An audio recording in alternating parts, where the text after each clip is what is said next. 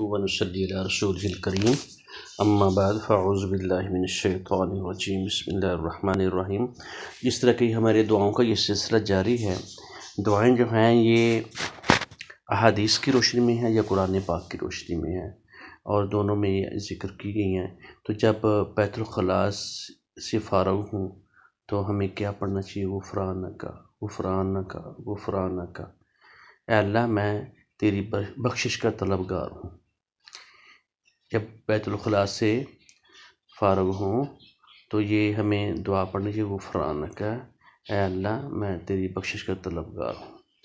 اور آگے جو گھر سے ہم جاتے ہیں اور یا پھر گھر میں واپس آ کر آتے ہیں تو ہمیں یہ دعا کرنی چاہیے، بسم اللہ توکلت علی اللہ لا حول ولا قوة الا باللہ۔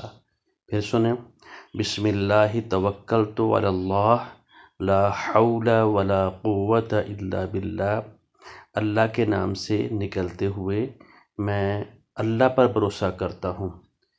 بسم اللہ توکلت علی اللہ، اللہ کا نام لے کر میں توکیل ہوتا ہے خاص کرنا، کسی کو اپنا مقرر کرنا، نائب کرنا، خاص کرنا۔ ان توکلت، اللہ ہی میرا وکیل ہے، اللہ ہی میرا سرپرست ہے، اللہ ہی میرا کارساز ہے تمام معاملات میں، اللہ لا حول ولا قوت الا باللہ۔ نہیں ہے مجھ میں کوئی نیکی کرنے کی طاقت اور نہ گناہ سے بچنے کی، نہ گناہ سے میں بچ سکتا ہوں اپنی قوت سے، اور نہ میں نیکی کر سکتا ہوں مگر اللہ کی مدد سے، الا باللہ، اللہ کی مدد شامل حال ہوگی تو پھر ہی میں نیکی کر سکوں گا اور گناہ سے بچ سکوں گا۔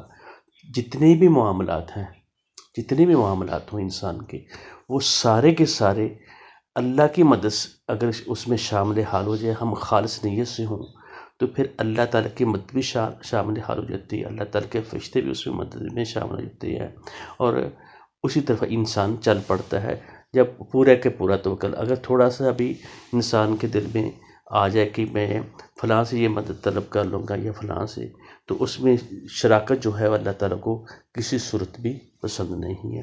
ان الشرک لظلم عظیم۔ تو پھر دعا اس کو سن لیں، گھر سے جب باہر نکلیں، بسم اللہ توکلت علی اللہ لا حول ولا قوة الا باللہ، اور جب گھر میں داخل ہوں تو پھر بھی گھر میں داخل ہوتے وقت یہ ذکر کرنا چاہیے، بسم اللہ بسم اللہ۔ اور یہ ساری کی ساری یہ تینوں میں پڑھی ہیں۔ ابی داؤد میں 142 نمبر حدیث ہے، صحیح مسلم میں 775 ہے، سنن ابی داؤد میں یہ صحیح مسلم ہے۔